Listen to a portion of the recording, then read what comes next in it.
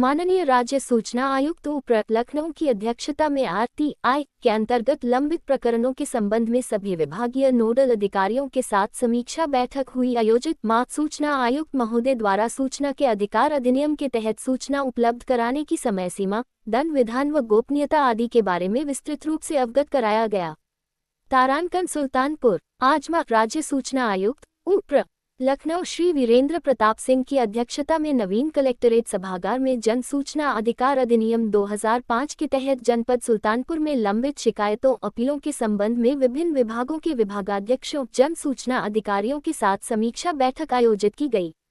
यदि कोई लिखित रूप से आवेदन देने में असमर्थ है तो जन सूचना अधिकारी से अपेक्षा की जाती है कि वह ऐसे व्यक्ति को लिखित रूप में आवेदन तैयार करने में युक्त सहायता करेगा। 8 उन्होंने सभी संबंधित विभागों के अधिकारियों से जन सूचना के तहत मांगी गई सूचना के लंबित प्रकरणों के बारे में जानकारी प्राप्त की गई। सभी संबंधित अधिकारियों द्वारा अवगत कराया गया कि ऑनलाइन लंबित प्रकरण शून्य है। उपभोक्ताओं द्वारा ऑफलाइन चाही गई सूचनाओं का प्रेषण समय कर दिया जाता है।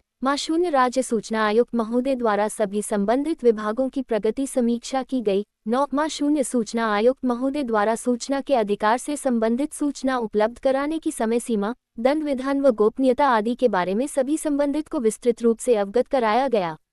उन्होंने सभी संबंधित को निर्देश दिया कि आवेदक को समय से सूचना उपलब्ध करा दी जाए। उन्होंने कहा कि सभी जनसूचना अधिकारी यह मन में बैठा ले कि मुझे आवेदक को सूचना देनी ही है। अगर कोई भी सूचना ज्यादा बड़ी है और उसमें आवेदक को और धनराशि जमा करना है तो 30 दिन के भीतर ही अतिरिक्त धनराशि जमा करा ली जाए, अन्यथा समय निकल जाने के बाद आवेदक को अलग से धनराशि नियमानुसार नहीं जमा कराई जा सकती है। समीक्षा बैठक के अंत में शून्य राज्य सूचना आयुक्त महोदय द्वारा बिजेदुआ महावीरन धाम के पर्यटन विकास के संबंध में संबंधित अधिकारी से जानकारी प्राप्त की गई। उन्होंने बिजेदुआ महावीरन धाम के पर्यटन विकास से संबंधित प्रस्ताव राज्य सरकार को शीघ्र प्रेषित करने के निर्देश दिए। उन्होंने कहा कि जनहित और विकास के मुद्दे पर ढिलाई बर्दाश्त नहीं की जाएगी। इस अवसर पर मुख्य राजस्व अधिकारी Baburam, joint magistrate SDM Lambhua Gamini Singla, उप जिलाधिकारी कनिष्ठ सूचना अधिकारी प्रीति जैन सहित समस्त जनपद स्तरीय अधिकारी जन सूचना अधिकारीगण उपस्थित रहे। उक्त बैठक में सभी संबंधित विभाग के अधिकारियों से सूचना का अधिकार अधिनियम 2005 के अंतर्गत लंबित वादों के गुणवत्तापूर्ण निस्तारण हेतु विस्तृत चर्चा की गई। शून्य राज्य सूचना आयुक्त महोदय का मुख्य राजस्व अधिकारी व अपर पुलिस अधीक्षक महोदय द्वारा पुष्पगुच्छ देकर स्वागत किया गया। उक्त बैठक का संचालन श्री शैलेंद्र चौहान द्वारा शून्य राज्य सूचना आयुक्त महोदय के परिचय से प्रारंभ किया गया। उन्होंने शून्य राज्य सूचना आयुक्त महोदय का परिचय देते हुए उनके व्यक्तित्व एवं कृतित्व पर प्रकाश डाला। उन्होंने जन सूचना अधिकार अधिनियम के महत्व एवं विभिन्न धाराओं के तहत की जाने वाली कार्यवाही के संबंध में उपस्थित अधिकारियों को अवगत कराया। उन्होंने विभिन्न विभागों के लंबित प्रकरणों जैसे ग्राम विकास विभाग के लंबित 20 प्रकरण, पंचायती राज विभाग के 11, गृह विभाग के 06, चिकित्सा एवं स्वास्थ्य विभाग के 05, बेसिक शिक्षा विभाग के 06 जैसे प्रकरणों के संबंध में सभी संबंधित अधिकारियों को निस्तारण हेतु अवगत कराया गया है।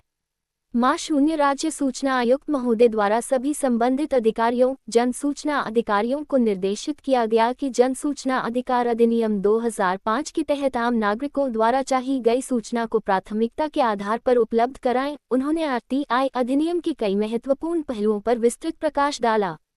उन्होंने सभी संबंधित अधिकारियों जन सूचना अधिकारियों को अवगत कराया कि निम्नलिखित परिस्थितियों में सूचना का प्रकटीकरण नहीं किया जाना है।